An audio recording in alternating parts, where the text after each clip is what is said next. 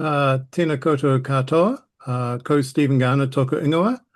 It's a pleasure to be here with Miriam Fisher, who will introduce herself in a second, to talk about theology, imagination and the arts in digital space, our collaborative chapter.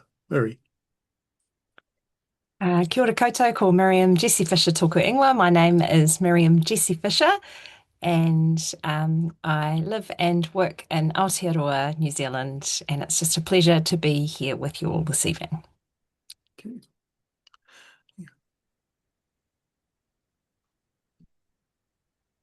So with our presentation today, we're going to look a little bit on the phenomenon of the blessing, the online choir, and online choirs as a way into thinking about imagination in the arts and theology in digital spaces, and move through these other topics. And we will aim to do all that within 15 minutes. So it's a bit of a whistle-stop tour, and we've picked certain things to focus on. So over to you, Miriam. Thank you, Stephen. So the virtual choir versions of the blessing that proliferated during the season of the worldwide COVID pandemics gave us a starting point for thinking about the intersection of digitality, blessing, and creativity. So the song The Blessing is written by Chris Brown, Cody Kearns, Carrie Job, and Stephen Furtick, and it represents a creative collaboration between those people, but it offers an example of how they took the ancient blessing, the Aaronic blessing from Numbers 6, and made it into a new form that resonated with the desire to bless others. On Easter Sunday 2020, some years ago now, 30 churches from Pittsburgh released their virtual choir version of this song. So the words of blessing, the musical score, the digital skills, and the artistic abilities of those involved came together in a way that touched something resonant across the globe. From this initial offering, many other communities took the blessing, the form of the blessing, and localized it. The virtual choirs of the blessing demonstrated how virtual collaborations can spawn other innovations and variations. And it also showed that even in digital worlds, local context matters and it offers something unique and distinctive. While the international opportunities for collaboration and creation in digital spaces may feel limitless, the many versions of the blessing demonstrate a desire to celebrate localized specificities and difference. Languages, visual geographies, musical instrumentation and instruments, as well as artistic forms like dance and visual art, appeared differently in each version. And this highlights the way communities and countries take digital forms and render them in ways that make sense for their people and their places. It also demonstrated the way in which this ancient blessing had particularity for modern communities to be taken up and expressed in digital forms. The variety of skills to create these choirs, their popularity, and the ways they created spaces of community and blessing at a time of physical distance offered the two of us space for considering how the digital world and creativity can enhance human connection. A sense that digital blessing may be new is what we're going to now pick up, and Stephen will talk about new media. So as our way in for thinking about new media, we worked off Lev Manovich's 5 categories associated with defining new media. So digital representation, so digitally encoded texts. And so certainly with these virtual choirs, we're talking about the different components that are digitally encoded, music, singing, video, images, distribution, and so forth. And aware that in the process of doing this, many people found there was an ambiguity here, that the digital representation for some people took away something of the purity or beauty of the piece and the distinctive imperfections. Those of you who like vinyl records might be into that. But others found it connected in ways in which uplifted and supported them as well. The modularity side of it is these digital text modules that are able to be combined and then recombined to create new digital text. So even things like the final production form of a version of the blessing itself might have been taken, again, broken down into component parts and remixed and redistributed in different kinds of ways. that sort of idea of individual customization rather than a mass standardization. The automation of it is, again, taking those digital representations, that modularity, and then automating many of the operations for that media creation, manipulation, and access. Variability in the almost infinite possibilities of manipulating the digital foundation that this is found on and spitting out whether it's an MP3 file or different visuals or other kinds of ways it's incorporated into both physical, hybrid, and digital contexts.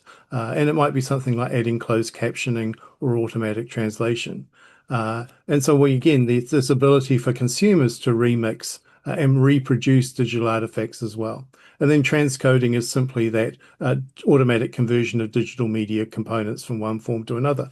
One of the things, though, that is there is that there's also a cultural layer that undergirds sort of all of this.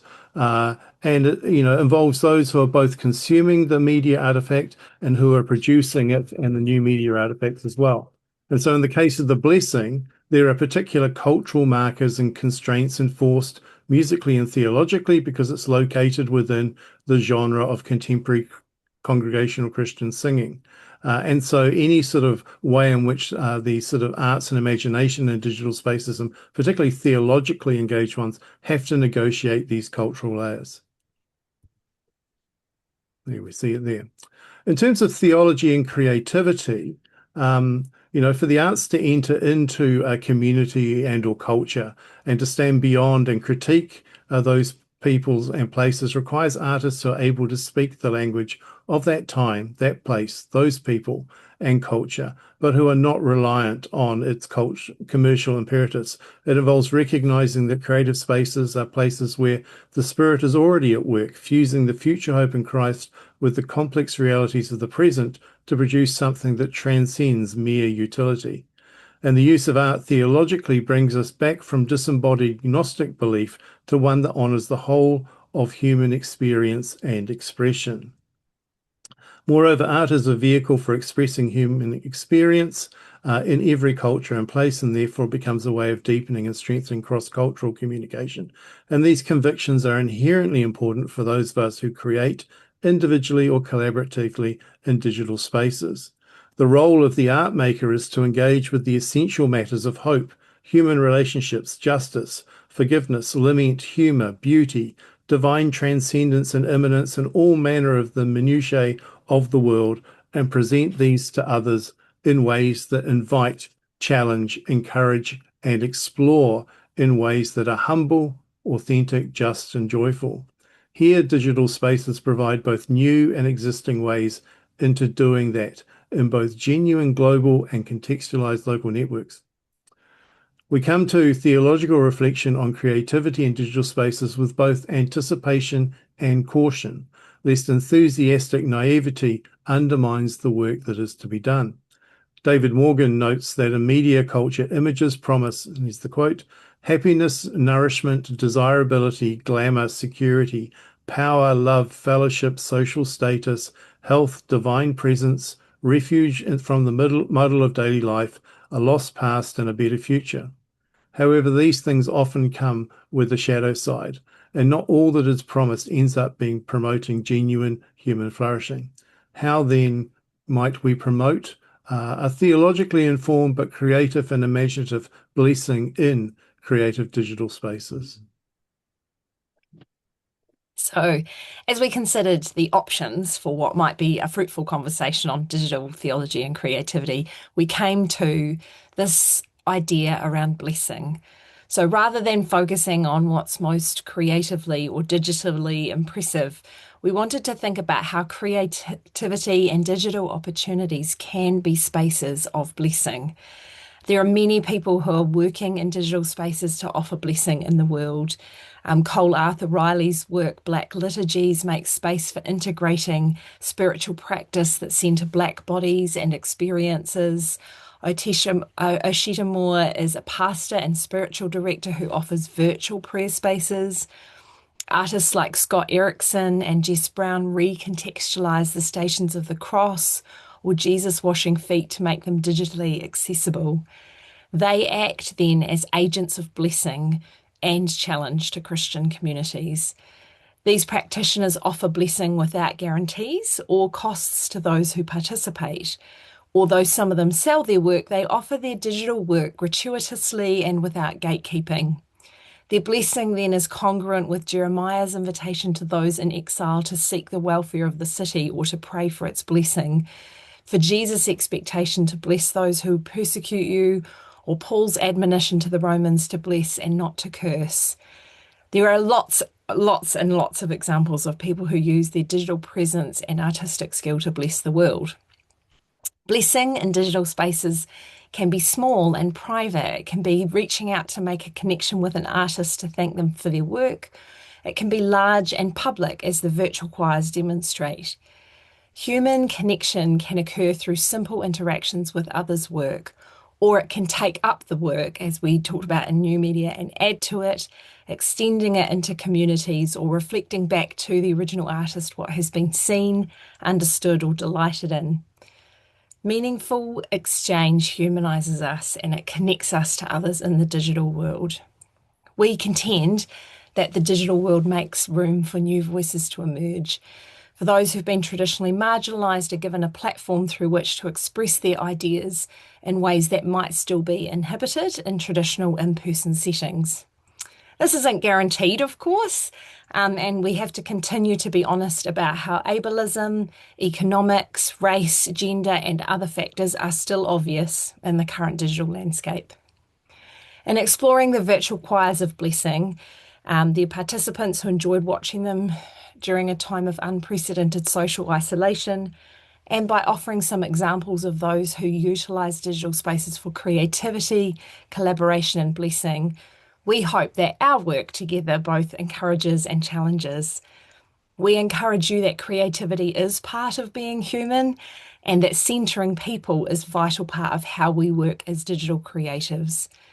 Doing work in digital spaces, of course, is not a guarantee of blessing for people, land, or creatures, and so we have to ask questions about the impact of our work and those who remain invisible, whose voices are overlooked or ignored in an increasingly connected world. How do we remain true to this responsibility we have for blessing? As we wrote and explored these ideas together, we did it with a desire to produce something that was more than informative. We wanted to invite all of us to be those who use our skills to bless the world. So I turn back now to Dr. Stephen Garner to offer a couple of closing thoughts from us. Yes.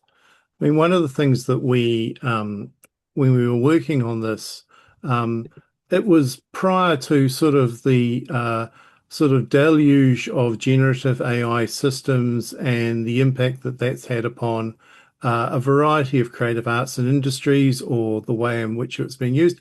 And at that point, it was not that well understood, and even now, that understanding is still developing as to how these systems might interact with the arts, the imagination, theological thinking in these digital kinds of spaces. So a lot of what we were talking about, were looking at social media examples and things like that.